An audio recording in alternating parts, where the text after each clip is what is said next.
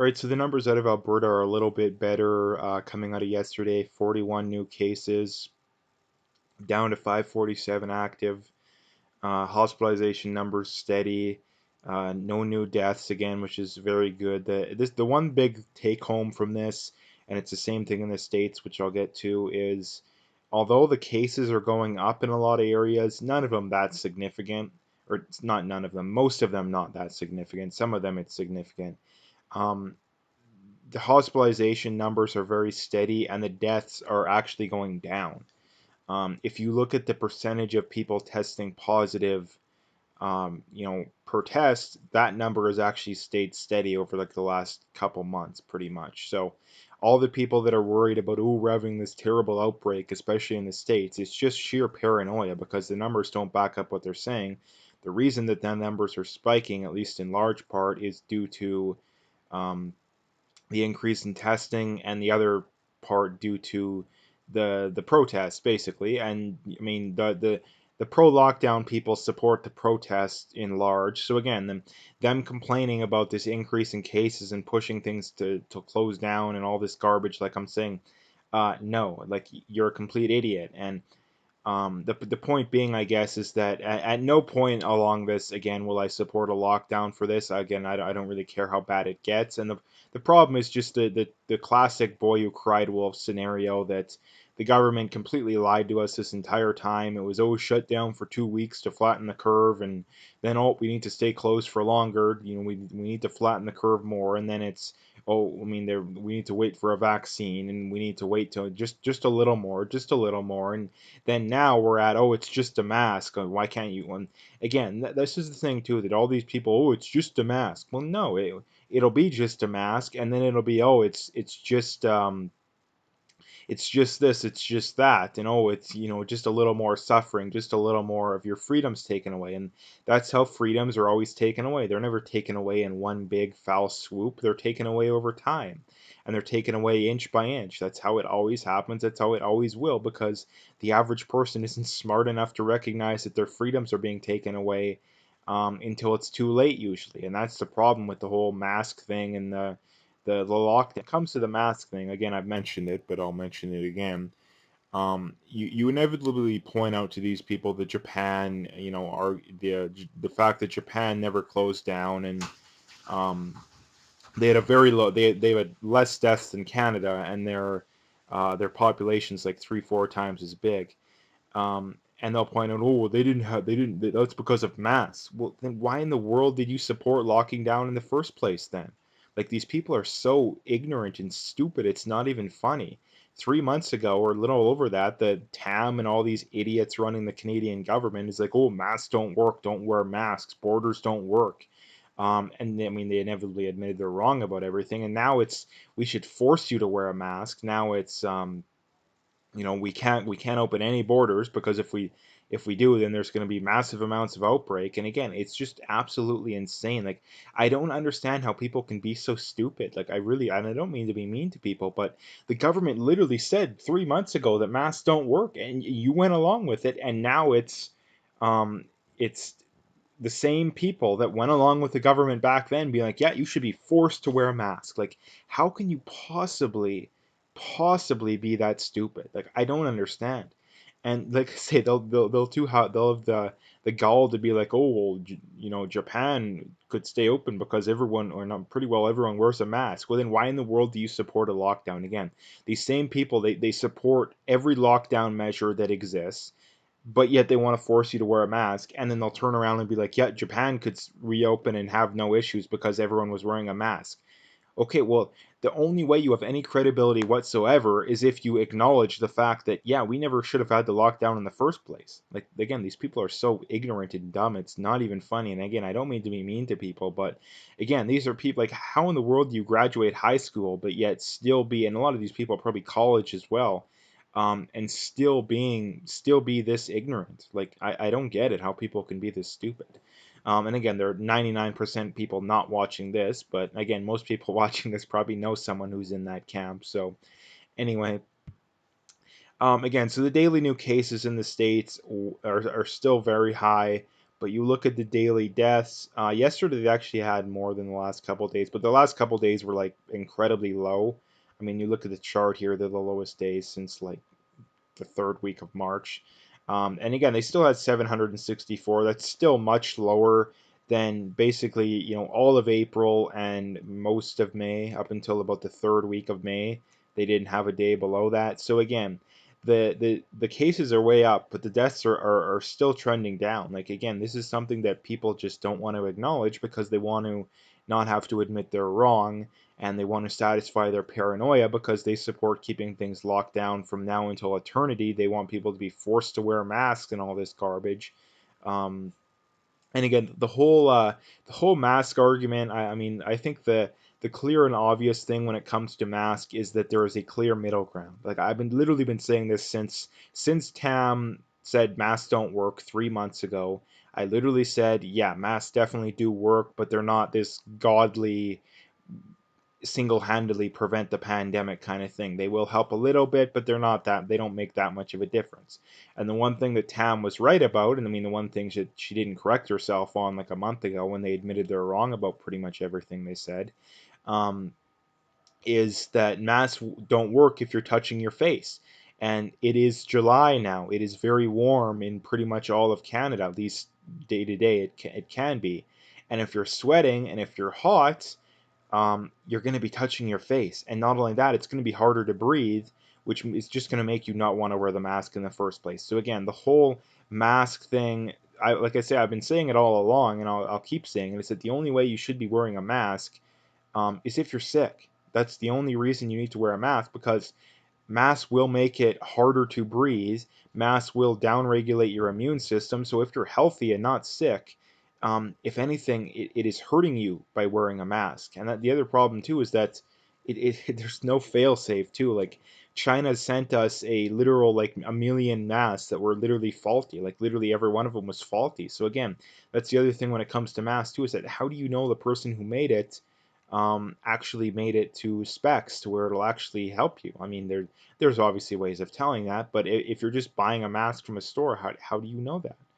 I don't know how you know that. So, um, anyway, the take home point being here too is that the numbers are clear. Like the numbers are so blatantly obvious, it's not even funny really, in that there's nothing to be worried about. If the daily new deaths go up over 2,000 again, yeah, at least in the states, yeah, then we should be worried. But that's not going to happen. That's not going to happen because we're better at treating it, even though we don't have a vaccine or a cure.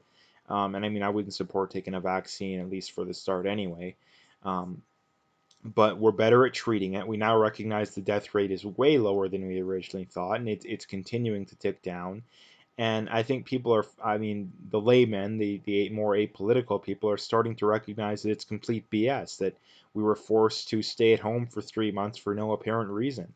And the government largely doesn't want to admit that. I mean, they'll admit they're wrong about some things, but not everything. So, anyway, today is Canada Day, and this is from Mr. Bill K on Twitter, and he says, in Calgary, it's okay to have BLM riots, but it's not okay to celebrate Canada Day. There will come a time when people have had enough of this nonsense and take to the street to fight the basement dwellers. Now, again, I think that it'll be too late before people recognize it. Again, that's just me, but I mean, I'm trying to change that personally, but the point being is that it's just the sheer hypocrisy that again, and again, I'm not big on Canada Day either. I mean, I never was super patriotic, but given now that Canada is largely headed towards the socialist Marxist route, I'm not ever really going to be big on Canada, or at least probably never again. Wexit, maybe if we can finally get our heads on straight, but again, that's asking for too much probably. So yeah, I mean, and it's not that I'm like the leftist burn the flag kind of type. I think that's stupid, but the point being is that again, it's just sheerly political too. It's just sheerly political that again you can have your BLM riots, but you can't do anything else. You can't do anything else. And again, this is just Calgary, but this is existing in the states as well. That you have a lot of areas where they're closing beaches for the 4th of July. They're not allowing people to congregate, all that kind of stuff. So eventually the people I think will push back, but I think it'll probably be too late.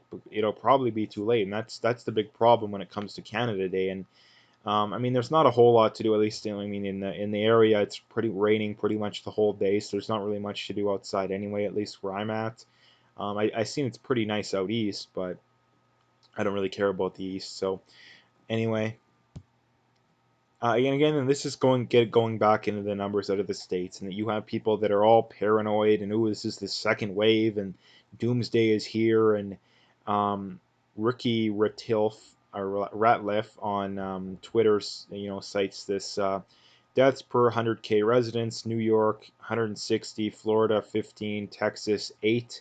And again, that's from the Washington Post. So again, you have all these people. They're, oh, Texas is, oh, they opened too early. In Florida, again, Florida's been open for like 2 months. If the reopening would have been the reason that the numbers have gone way up, we would have seen it like a month ago or 6 weeks ago. But we didn't. We just seen it recently, largely because of the increase in testing and largely because of the protest. The protest definitely had a little bit to do with it. I don't think it was that much, but again, they definitely had some to do with it.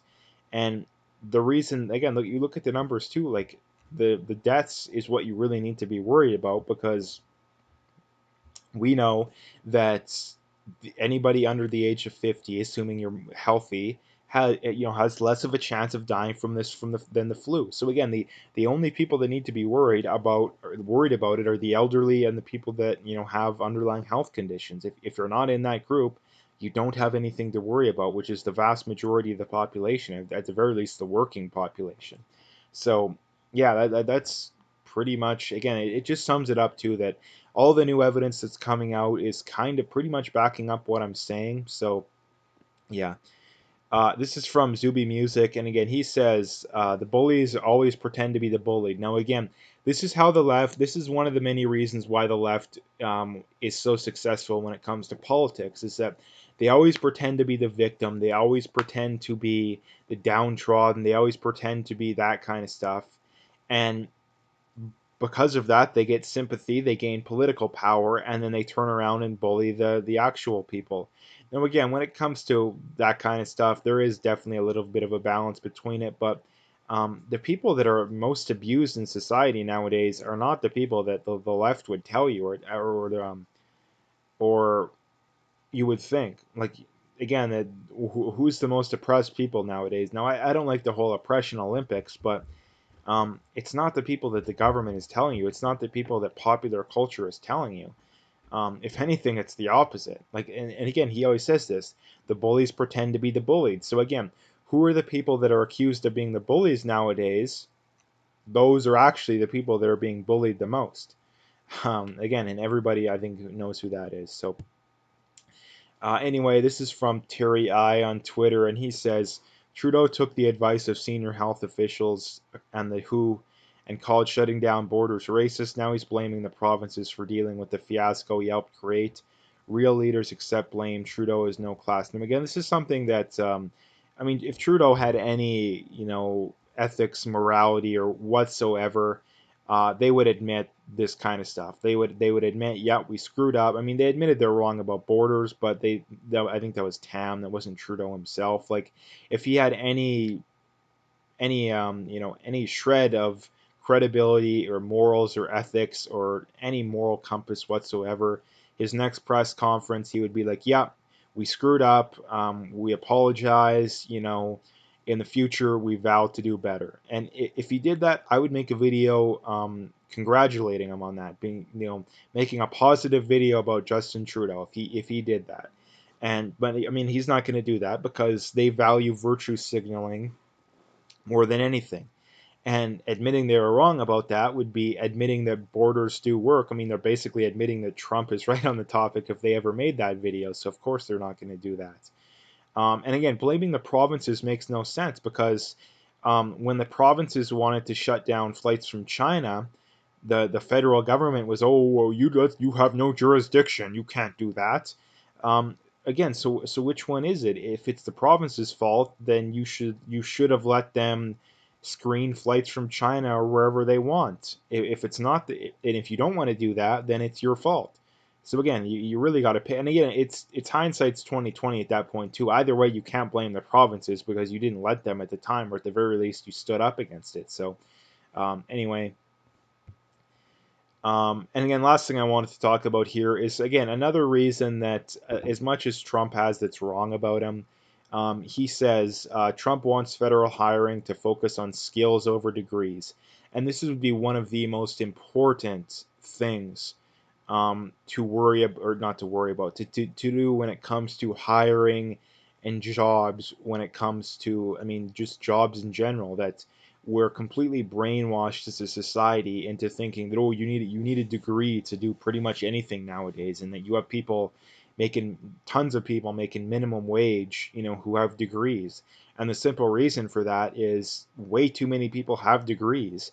And employers, I mean, if you're an employer, especially for the more skilled jobs, you need some form of weeding people out, right? Because especially for the higher paying jobs, there's a lot of demand for those jobs. So if you're an employer, you need something to weed people out. So what do people do? Well, they say, oh, you need a degree, which is, it's basically a legal way of discriminating, right? Like, rather than just saying, yeah, we're going to take the smartest people, and by that we're simply going to figure out how smart they are just by administering our own test or just flat out having a conversation with them.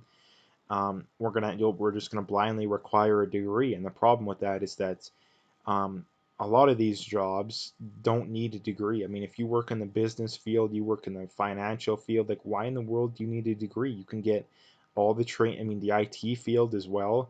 That's a really big field that you really don't need a degree. In fact, I mean, you look at a lot of these top people in the IT field, they don't have degrees. They're people that are self-taught, most of them, at least the top ones. So the idea that you need a degree is absolutely insane for a lot of these fields. Now, again, the doctors, lawyers, those kind of people, yeah, they need professional, secondary schooling. But a lot of, I mean, not to mention, too, a lot of these degrees are completely and utterly pointless, like gender studies, like these arts degrees, like all that kind of stuff. Like, what is the point of having them? Like, seriously, like, what kind of what employer do you go to that is going to be, impressed by you having a gender studies degree, by having a lot of these arts degrees? Like, seriously, like, what employer? Like, I can't think of any field off the top of my head where it's going to impress people. So anyway, that's kind of what I wanted to talk about today. So if you like the video, make sure to hit that like and subscribe. Check out my PayPal and email, got linked in the description. Again, I appreciate any donations, but at the very least, just hit that like and subscribe if you haven't already. And last couple things, as always, check me out on BitChute, check me out on Twitter, check me out on Parler. All the links are in the description, so you can find them all there.